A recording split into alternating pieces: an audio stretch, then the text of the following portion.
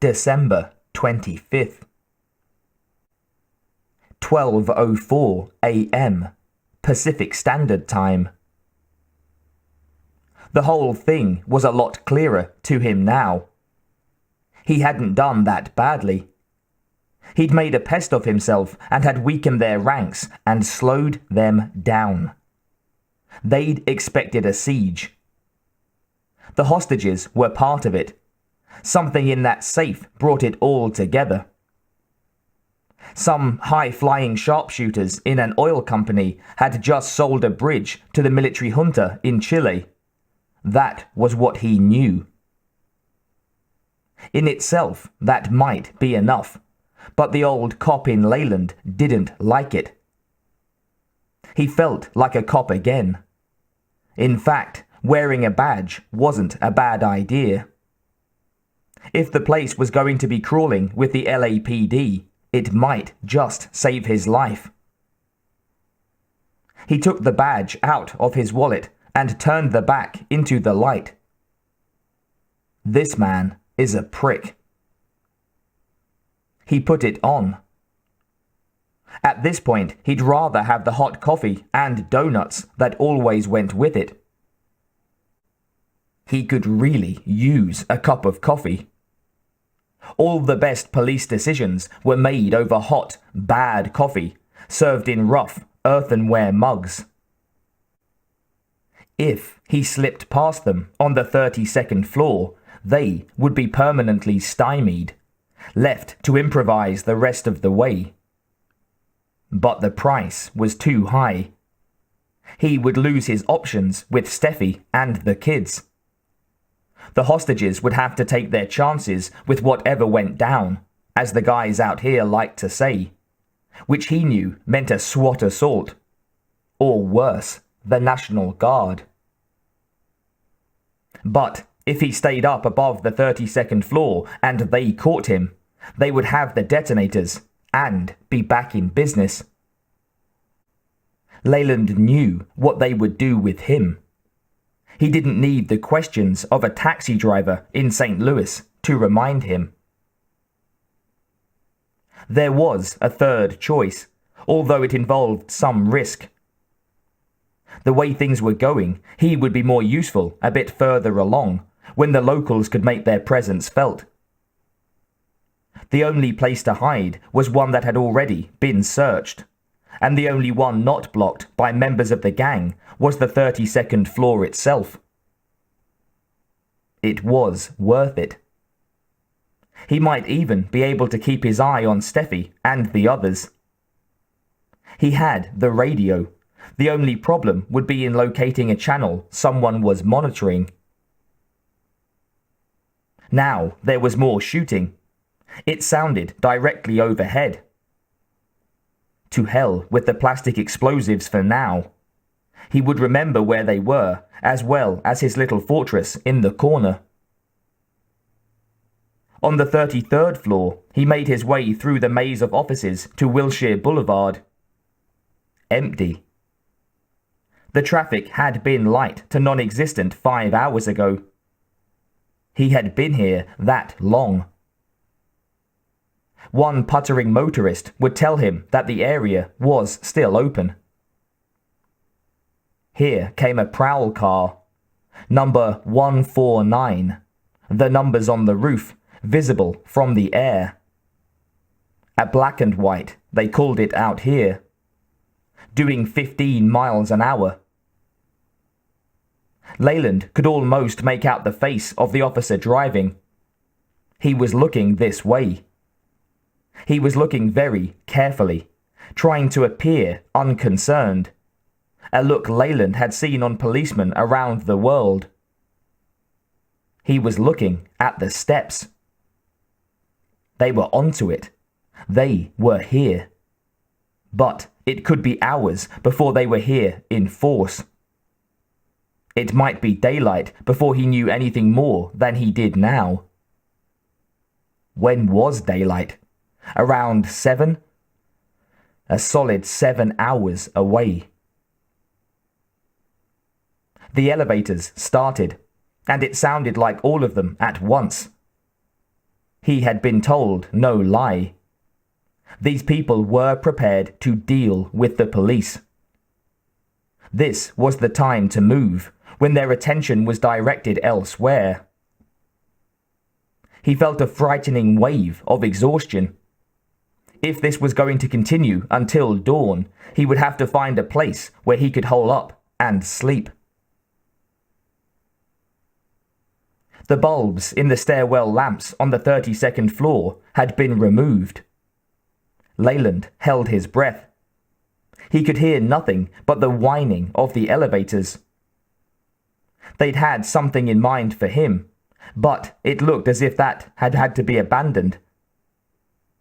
Still, he went quietly, the kit bag tucked under his arm for silence, the Thompson ready. The stairwell was as black as the ventilator shaft. The elevators stopped.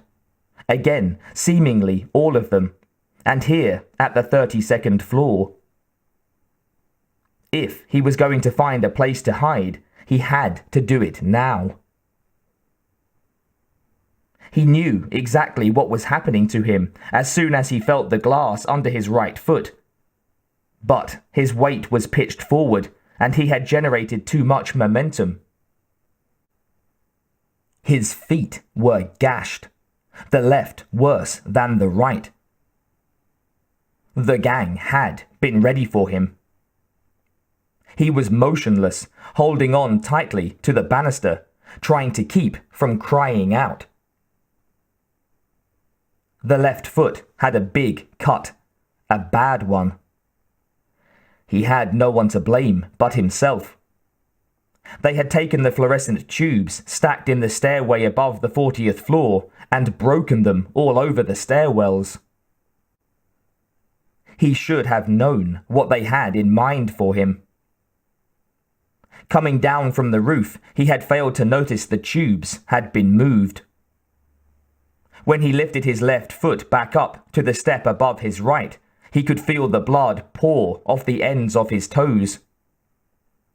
His instinct was to be careful, but he knew he had to hurry, even if they would be able to follow the trail he left to any place in the building. He had to get upstairs, but he had no idea of how he was going to tend to himself. The only first aid equipment he knew of was in Stephanie's office. Bits of glass were embedded in his right foot. He could feel them grinding when he lifted his foot and set it down again. He tried to go fast, but the cut in his left foot seemed to gush blood with every step. He hopped and skipped, trying to keep his weight off it, while the glass ground into the right foot. He went up to the 34th floor, where at least he had the protection of his fortress. Gunfire, just beyond the door. He stopped in the stairwell, his left foot raised above the rough concrete. It was running blood, the pain intensifying.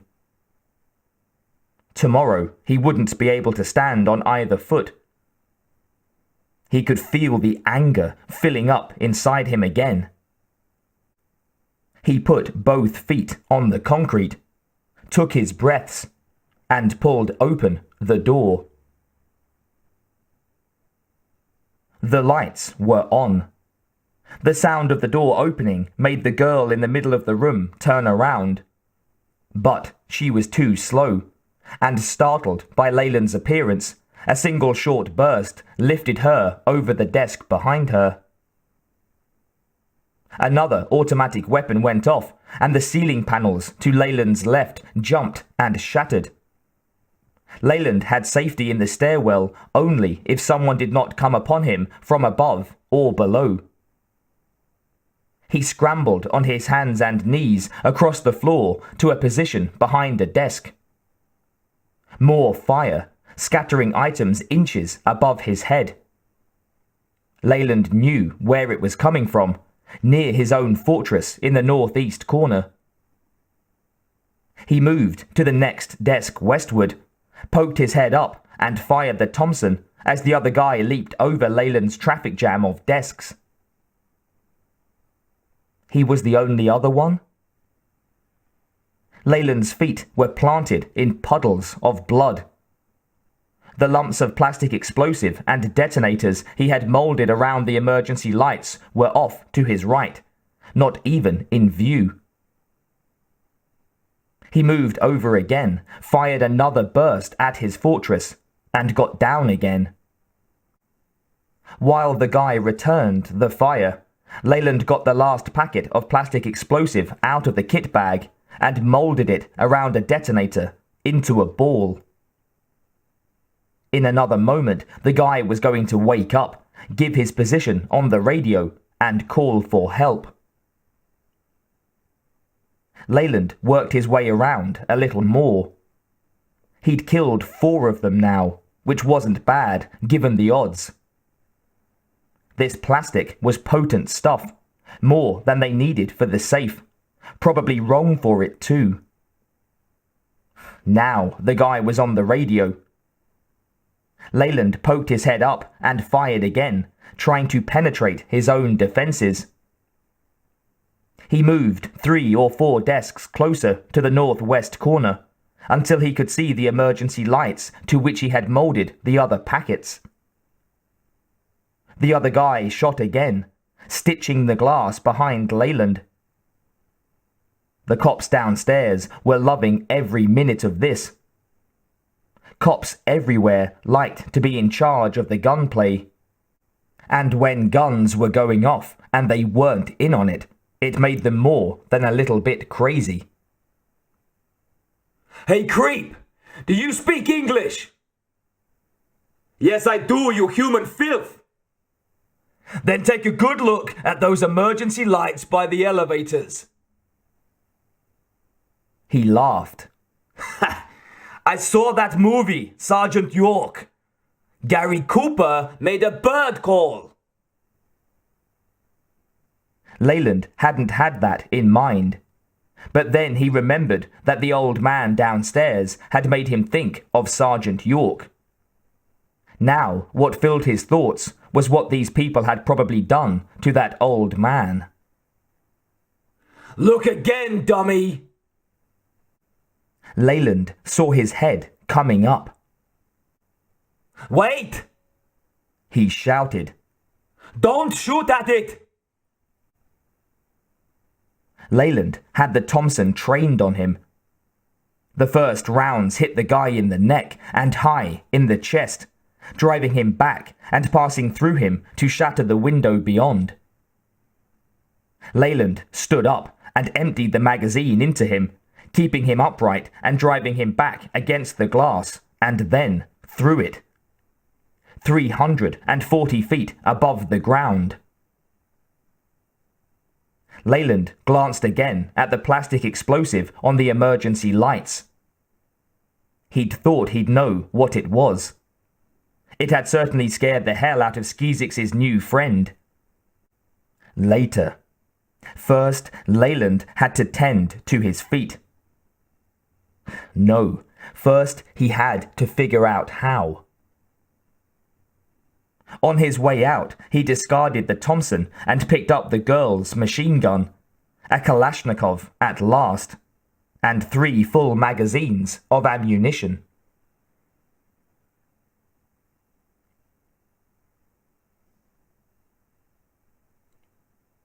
He went down to the 33rd floor, looking for an office similar to his daughter's, hoping to find something besides paper towels and toilet tissue. He could walk, but walking made him bleed.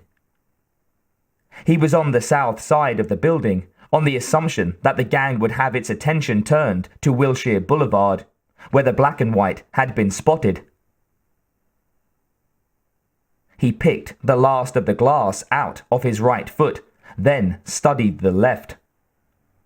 The gash was in the pad behind the smallest 2 toes, a good 3/8 of an inch deep. Jagged, almost an inch and a half long. It had been a long time since he had seen his own meat like this. if it could be treated properly, the cut would give him no problems. But he didn't know if he would even find something to tie around it temporarily. Finally, he remembered that the best offices had the corner views.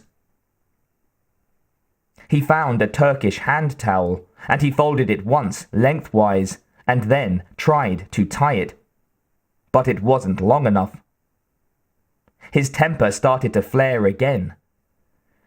He wanted to kill them all. Now it crossed his mind that he was glad he still had most of them left. He caught himself. First, he had to bind his foot. He sat up. Where the hell was he anyway? This was a business office. He hopped across the room to the desk and got a handful of rubber bands. Good. In fact, it was pretty slick. The thickness of the towel cushioned the pressure of the rubber bands. He wanted to see what was playing on the radio. 26 was quiet. He dialed to 9. "Come in," a voice whispered. It was a young, black voice, deep, with no trace of ghetto. "If the person who radioed for help can hear me, acknowledge this transmission if you can." Leland pressed the talk button. "You've got him. Listen, you've got 7 foreign nationals armed with automatic weapons and high explosives. Perhaps a lot more. They're holding approximately 75 civilians hostage on the 32nd floor. They've killed 1. He's on the 40th floor. In addition to the 2 birds who took the short way down, I've killed 3 others, including 2 women." There was a pause. "You want to identify yourself, fella?" "Not possible. If I get the chance, I'll throw my wallet out to you." "What else can you tell us?" "The leader of the gang is a German named Anton Gruber, aka Antonino Rojas, Little Tony the Red, with a call on him in the German Federal Republic. He has enough explosive in here to flatten the place, which may be what he has in mind if he doesn't get what he wants. Whatever that is. On the other hand, I've got the detonators, or at least some of them." "Throw them out." "Can't right now, and I don't think it's a good move. As long as he thinks he can get me and make me tell him where the detonators are, he won't play his last card, the hostages." "You talk like a man who knows something, if you understand me. I want you to throw the detonators out. The first objective is to reduce the chance of disaster." "I already have. Until they catch me. Let me talk. From what I can tell, they have the elevators locked up on the 32nd floor. You try to shoot your way in from above or below, and they're going to start killing women and children. Call your boss and ask him if he wants children shot on Christmas in his town. I want you to listen to me. No, you listen. I'm wounded, and I left a trail of blood to where I am now. They're still after me. I won't be leaving a trail anymore. Let me protect myself, and I'll get back to you. Leland turned the radio off. He had been in one place long enough. He had to get himself together and understand how the situation had changed. He wanted to talk some more with the police. He was limping, but he could move. It was like walking on loaves of bread. His left foot felt as though it had been sliced in half. He would know if he started bleeding badly again. He went upstairs, taking the southeast staircase, hurrying the first flight to get past the 34th floor, then slowing and feeling the pain the next two. Good enough. He was tired anyway. He wanted to rest.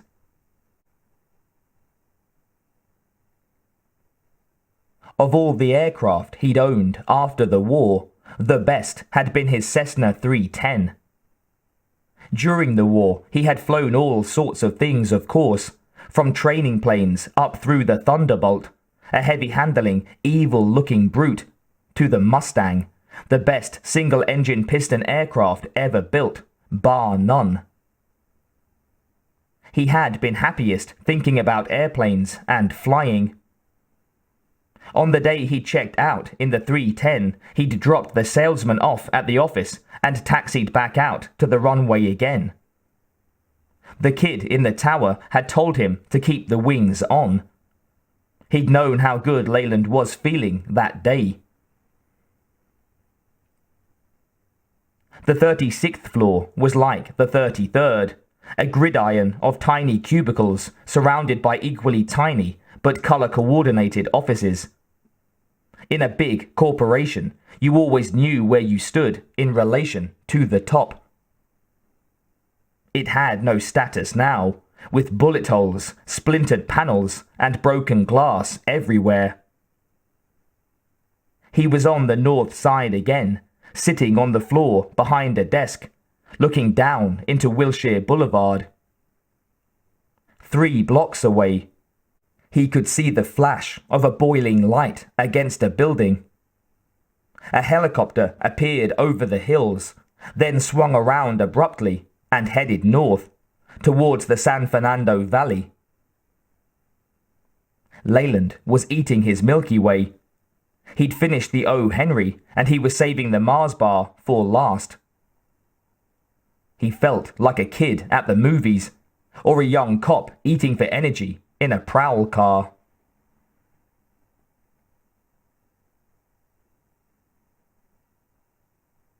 He'd taken the 310 straight out to sea at a height of 1,000 feet, across the New Jersey suburban blight, where every tacky, upright swimming pool stood revealed, every van, every bolt-together aluminium tool shed.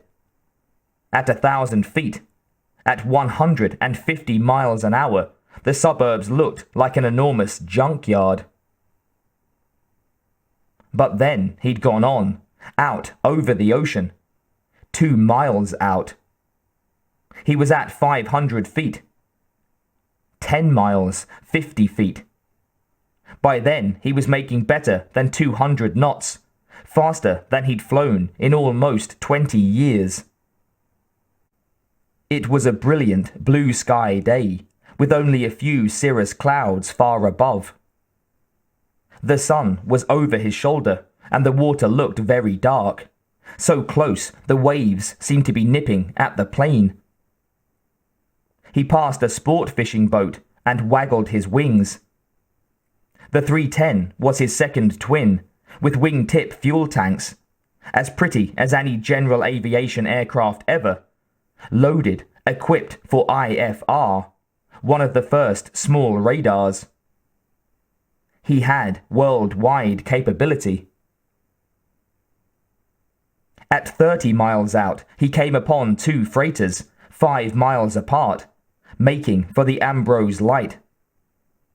Using their superstructures as pylons, he flew figure eights, and when the crews came out on deck, he waggled his wings, climbed straight up, rolled, stalled, let it fall, and finished with a full loop between the ships where both crews could see. When he headed back to the land, he could see arms waving from the decks.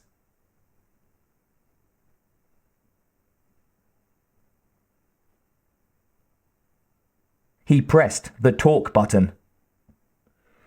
You guys still there? Ah, how you doing? What happened to you? I had to get the show on the road. For the last 10, I've been cooping. Right. A couple of us heard your earlier transmission, and we agree that you're the real thing. We're going to take a chance on you. Now, how do you make the situation? The roof is easier to defend than to take. They're very heavily armed. How about you? Leland thought of the Browning, and that little Tony might be listening. I'm in business, he said. How do we recognize you? Leland smiled. I'm black. I wasn't when I started, but I am now. I hear you. We'll talk about that later. What about the radio? How did you come into that? No wonder. They hadn't figured out that he had one of the gang's radios. I came into this the same way I came into this sweet little Kalashnikov machine gun. It's logical to assume they're tuned in too. Do you know who little Tony is? Hey, I usually work out of Hollenbeck. I was on my way home to West LA. Okay, Leland said. He's third generation Red Army faction, West Germany. After Andreas Bader died, his people went deep underground. Nobody knew where they would turn up, but the stories were always that they would do something big. Here we are. Leland had a sudden thought. What if the marshal on the plane from St. Louis had been responding to some wild, incoherent information? If Leland had been paying attention and identified himself, he might have learned something that could have prevented this. How do you know all this stuff? Just say it's a long time since I worked Hollenbeck. Look, I told you, these guys need me, and it's not a good idea to stay on the air too long. Well, we're going to give them a taste now. Leland froze. The police still did not understand the situation. He had become convinced that little Tony was listening. Leland moved closer to the window, and now, faintly, he heard one of the elevators running. He couldn't be sure that they weren't coming for him. No, such a short trip would have been completed already. They had been listening. They were headed down to meet the police. Leland pressed the talk button. Our conversation was monitored. They're coming to meet you. Right on, the black voice said. Thanks a lot. With only 7 of them left, Leland didn't think they would mount another mission against him. He got up. He needed a cane or even crutches.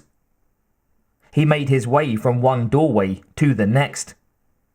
If he was going to continue to be effective, he would have to figure out some way to make the gang come to him. There was no point in staying at the window. If there was to be a firefight down in the street, this was the best place to get hurt. He had an idea anyway, and a thought to bear in mind later. On the basis of the information he had given them, police snipers could assume that they could shoot at any target above the 32nd floor. He had to give an account of himself, or the gang would know how badly he was hurt. If they sent someone after him while he was exposed and vulnerable, that would be the end, surely. But he knew he would be better off in the long run if he could keep them thinking that with him they still had more than they could handle. He needed a chair on casters, an electric typewriter, and a fire axe. The floor was quiet. His bleeding had stopped, but the pain was intensifying. He remolded his ball of plastic explosive until it was the shape of a football, with the detonator in the middle. He put it on the seat of the chair. Carefully, he put the electric typewriter on top of the explosive, tied the typewriter to the chair with its cord, then pushed the chair towards the elevator banks. Now he heard the popping of gunfire out on the street. The position of the elevator banks on the lobby floor and the locations of the garage entrances below that limited the terrorists' field of fire in all directions on the street level. But from above, 3 or 4 stories up, they could keep the police from ever getting near the building. The gang would be ready for armoured cars. There were iron gates across the garage entrances, and an armoured car with wounded men in it, stalled at the bottom of the ramp, would be impassable. This wasn't wartime, when the order would be given to blow it away. Policemen did not kill brother officers in the line of duty. It was more than society had a right to ask. He could hear gunfire coming up the elevator shaft. What he was waiting for was the sound of a car in motion. He would not have a lot of time, and there was nothing he could do in advance, for it involved using the fire axe on the door. As soon as it was heard and understood on the 32nd floor, they would be after him. He heard automatic rifle fire from outside. He got out the radio. "How are you guys doing?" "Well, I guess you were telling us the truth. Some people thought you were a psycho. They're kicking the shit out of us.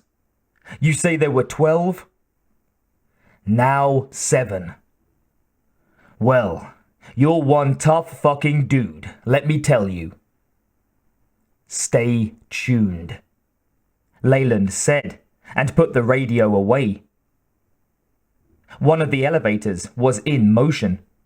He wheeled the chair into position, then turned to the elevator door with the axe. With the first swing, the pain in his left foot was so severe that he nearly dropped the axe on it. The next swing got the blade of the axe into the crack of the door and broke something inside, because the door opened, then was forced shut again. He rotated the handle of the axe so that the door came open again, enough for him to get his hand in and to pull it wide open, and block it open with the length of the axe handle.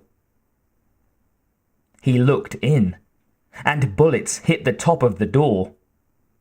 The car, coming up, was still a long way down.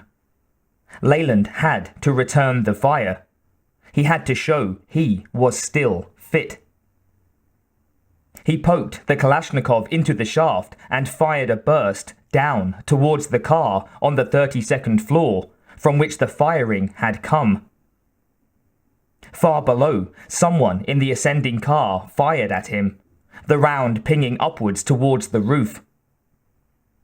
Leland got behind the chair and rolled it like a baby carriage into the shaft. If the guy saw the thing coming down, he might think it was Leland.